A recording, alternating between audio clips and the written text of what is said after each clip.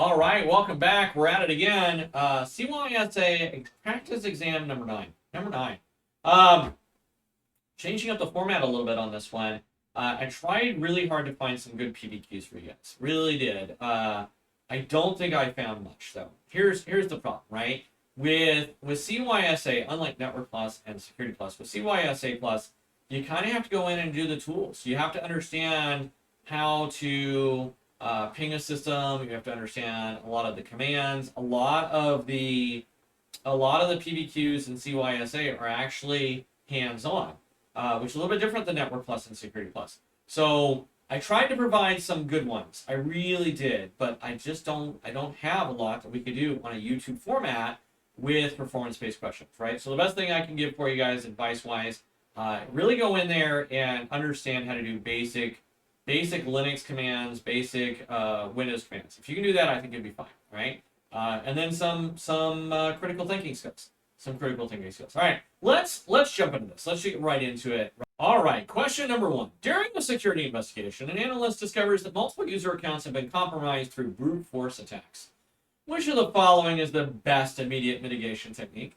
What do you think? What is the best mitigation technique that we could do right off the bat? What do you think? I want to remind you, as always, we only want to spend 30 to 45 seconds per question. 30 to 45 seconds. You have a little bit more time with CYSA. You have a little bit more time. But I want to caution you, whereas with Security Plus and Network Plus, I'm like, you only need about 5, maybe 10 minutes on a PBQ with them, right? Honestly, that's pretty much all you need. Most people are going to do 5, right? With CYSA, I think I spent about 15 minutes per PBQ in CYSA. One of them, I remember I was like, holy cow, there was a lot to it. It was multiple steps with understanding, right? And it all came down to fruition. It wasn't exceptionally hard. It was just the commands didn't work the way that I expected them to because of the way the system was set up. And it wasn't that it was a bad system. It was just it doesn't have all the availability to it, right? For instance, Nmap didn't have the capability of using Nmap the way I would normally use it. So I had to come up with secondary commands for it to get what I wanted, right? Because normally I would use one command for Nmap and it would just work. And the system did not allow me to do that, right? So it had very basic controls with it. And so, and so it took longer for me because I wasn't used to having to dumb down my command lines when I was going through Nmap. And maybe that was just me, but yeah, something to think about. All right, let's answer this one. During a security investigation, an analyst discovers that multiple user accounts have been compromised through brute force attacks. Which of the following is the best immediate mitigation technique? Let's start with D. Conduct a password reset for all affected users. I don't think that would be useful. I really don't, right? We know that I would want to reset passwords, right? We know that we would want to do that, but I don't know if that would be the best answer. It's definitely up there, right? But probably not the best one. Deploy multi-factor authentication. Again, something I would want to do, but isn't an immediate. I mean, we just can't suddenly turn on multi-factor authentication. It doesn't work that way. We'd have to set up new equipment. We have to roll it out. We're talking about an entire project. Long-term wise, absolutely. Matter of fact, I'd be surprised that we didn't do that already, right? But something I would definitely want to do. Great answer, but it doesn't have an immediate mitigation technique, right? That is a process that we would follow. Increase password complexity requirements. Again, something I would love to do. Matter of fact, we can immediately do that, but it's not going to take effect until we conduct a password reset. And so I feel like B and C are easy ones to get rid of. D is still on the table. And then A, implement account lockout policies. I think I would do that, right? That is an immediate one because we look at the brute force attacks, right? I am surprised that we didn't do lockout policies off the get-go. And what do we mean by that? That means that after 3 attempts, the account gets locked automatically, right?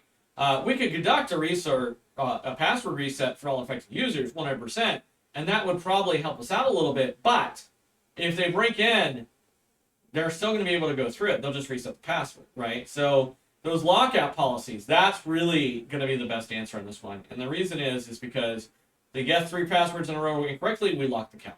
They can't unlock it without resetting the password. Resetting the password by itself is not going to stop the attack, right? Or mitigate the attack, I should say, right? So implementing lockout policies is by far the best answer on this one. A would be the correct answer for this one, I think. I mean, D was a decent answer. It really was.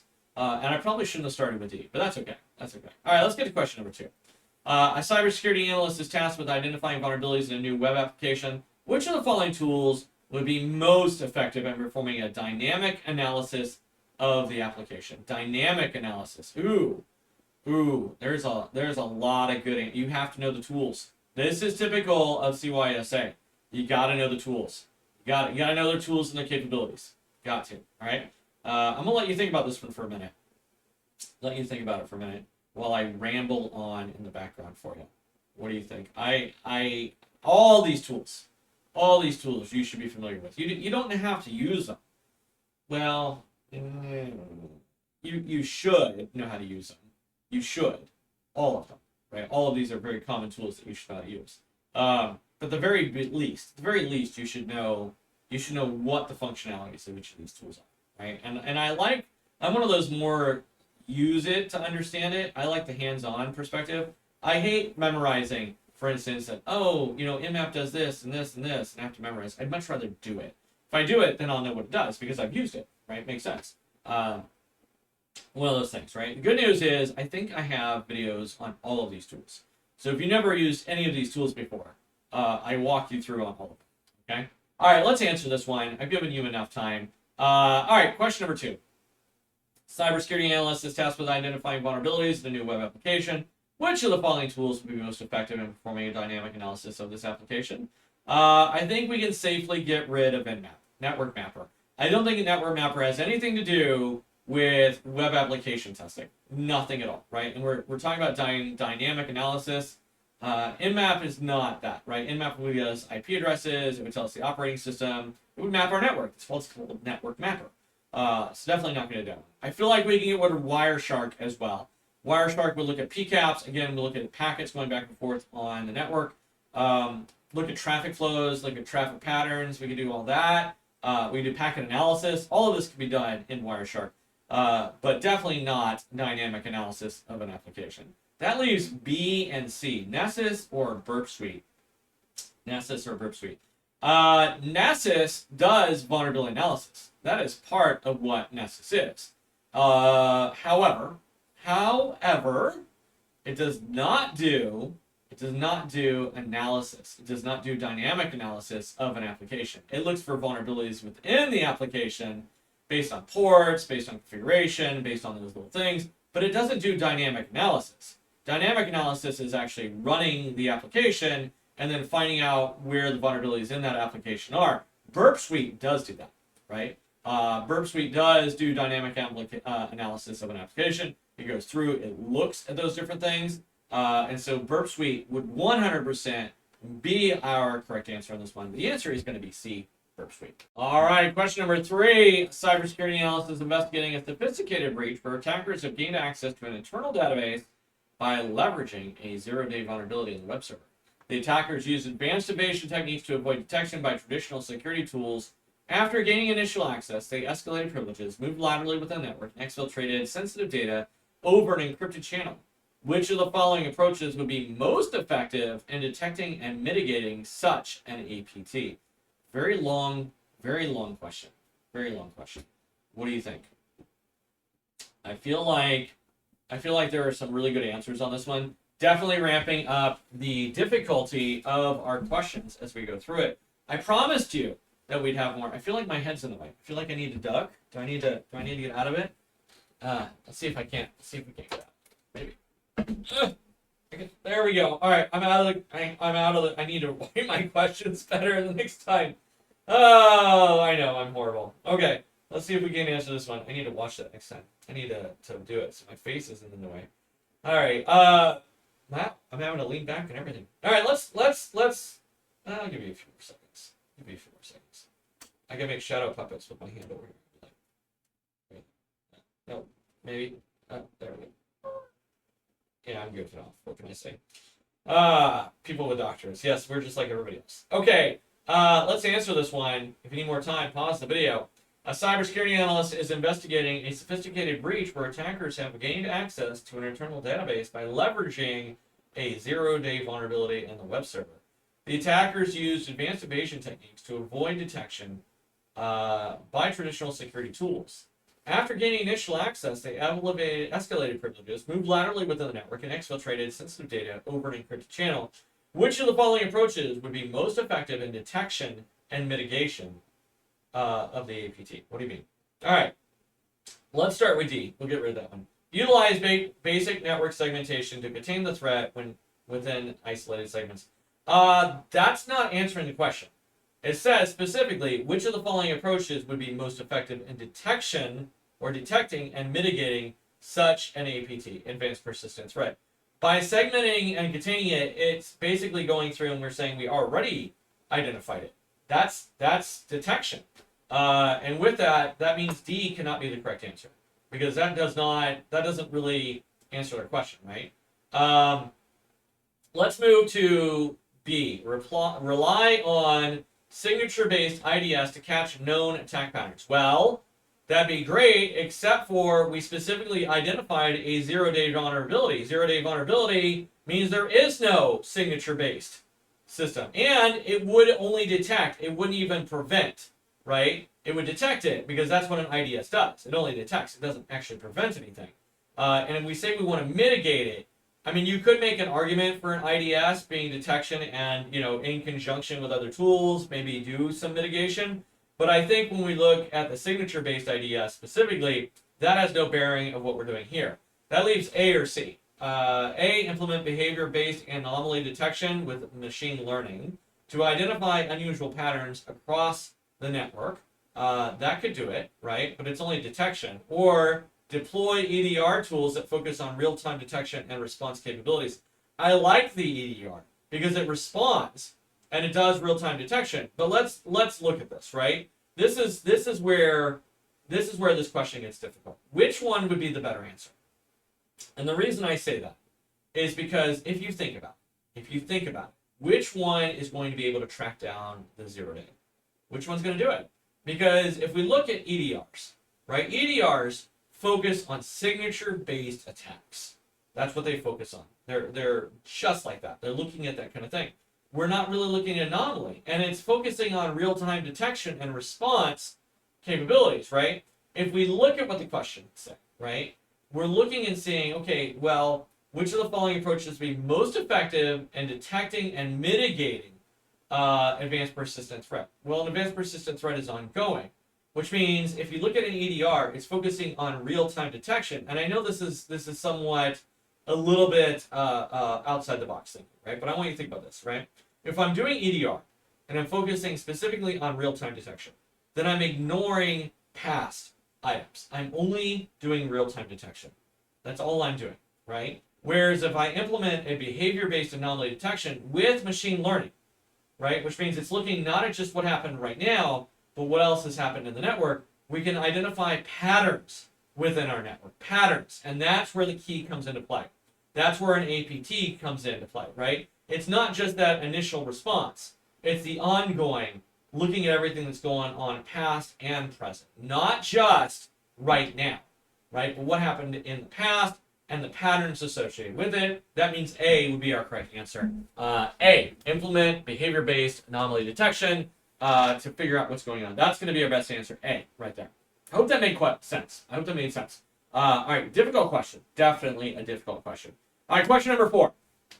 You're analyzing the following output from Nmap, which was run against a server suspected of being compromised.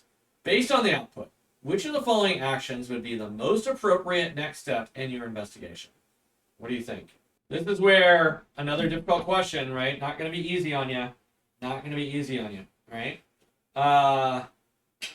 We can see a services scan. We can see SSH open. We can see HTTP open. We see HTTPS. We see MySQL, and we see 8080 with an with an HTTP proxy. This is all up to date, and my head's not in the way this time. It may reflect some of the light, but I don't think it's in the way. All right. All right, let's answer this one. Need more time? Go ahead and pause the video. Let's start with D.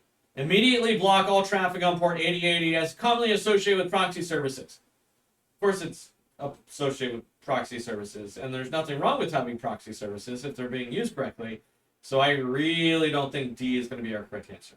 I really don't think so. Let's drop down to A. Capture and analyze network traffic on port 22 to investigate potential SSH brute force attacks. Why? SSH being open is common for a lot of different reasons, mostly because it's secure.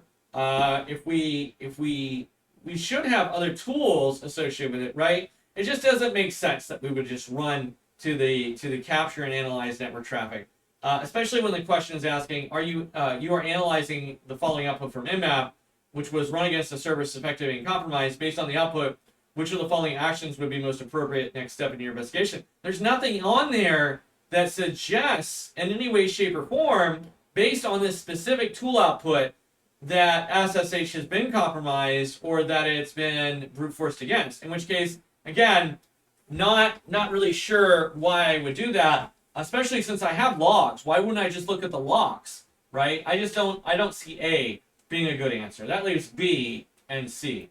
B, review the web server logs, which makes sense. I just said we should review the logs, right? For suspicious activity on 443, as is most likely entry point for web-based attacks. Or C, conduct a full vulnerability scan of port 3306 to assess the security of the MySQL service. Okay, I think this is, if you boil it down to those two, I don't think it's that hard. 443 is HTTPS. Now, had they said port 80, I would be a little bit more leaning towards that side. But they didn't. They said 443. And 443 is HTTPS. And it's for suspicious activity on the port, as it's most likely an entry point for web-based attacks. I mean, honestly, I would see port 80 as being more than 443, personally, right? And then we have conduct a full vulnerability scan on 3306 to assess the security of MySQL, which is an injection attack platform. I feel like MySQL is a far greater concern than 443 for me. I really do. And so, for me, C is going to be the correct answer on this one. We're going to conduct a full vulnerability scan. I like to review the server logs. I really do. But this question specifically asks, which of the following actions should be the most appropriate next step in your investigation when we look at a suspected server of being compromised, right? And I think that for me, if we're suspecting it as being compromised, I feel like conducting the vulnerability scan makes the most sense. I really do. I feel like the web server, I feel like logs would definitely be something I would look at, but not for 443.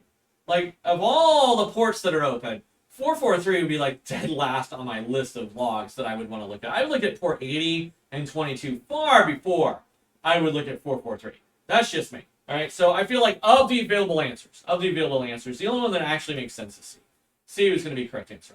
All right, last question for today. Big question, and I'm in the way again, which I'll fix in a minute, right? You are investigating a potential security incident involving unauthorized access to a web application. Below is an excerpt from the web server logs. Based on the log entries, which of the following actions would be the most appropriate for the analyst to take next? What do you think? What do you think on that? Let me get my big fat head out of the way. There we go. All right, I'm out of the way. I need to really watch this next time. Next time I do this, I'm going to have to make sure I clear out my space on the bottom right. That's my space, words. What's going on? All right. What do you think? I mean, there's a lot going on here with these logs. We could see quite a bit going on. I feel like I'm just talking to the wind. So we'll pause the video if you need more answers. Or I should say if you need more time, if you need more answers. If you need more time, pause the video. Pause the video. We're going to answer this one. I like this question because this is probably the most difficult CYSA question I've ever asked on this channel, and I love it for that reason. But let's dissect it. Okay, we have our logs here. Starting at log number 1, right? We see it took place on 192.168.1.115. We see that across the board. I like to do a compare and contrast as I'm reading through logs. We see 21 August 2024. Date and time really didn't mix up. There's the potential changes in the seconds. Moving into the second minute, nothing out of the ordinary right there. We see a get, post, get.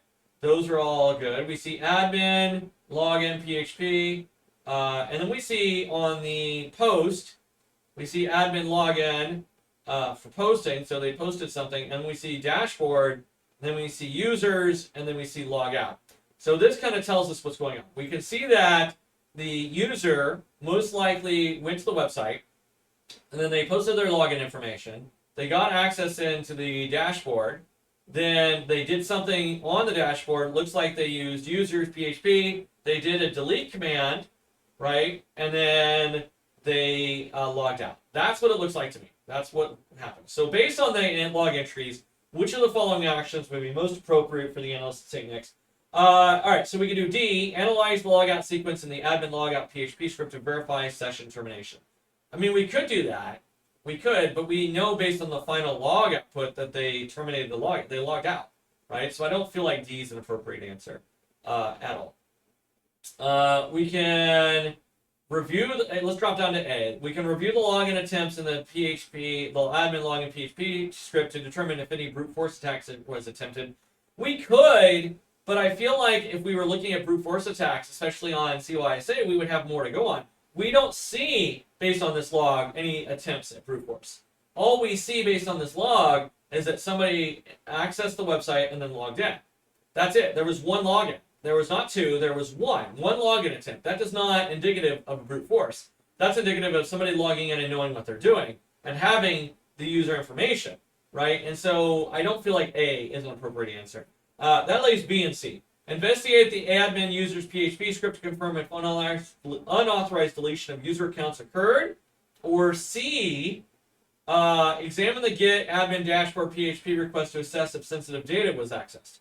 Well, I think if we're looking at those two, right, then we can identify that C, request to assess if sensitive data was accessed. There's nothing in here identifying any type of data was accessed. All we see is that they went to the dashboard, they deleted something, and then they logged out. That is not accessing sensitive data. That means B must be the correct answer. Investigate the admin script to confirm it was unauthorized deletion of user accounts occurred. Was it authorized or was it unauthorized? That's all we're doing. We know that something was deleted. We know it. So, but it looks like they did it right off the bat. I mean, it looks like normal traffic at that point. But was it authorized?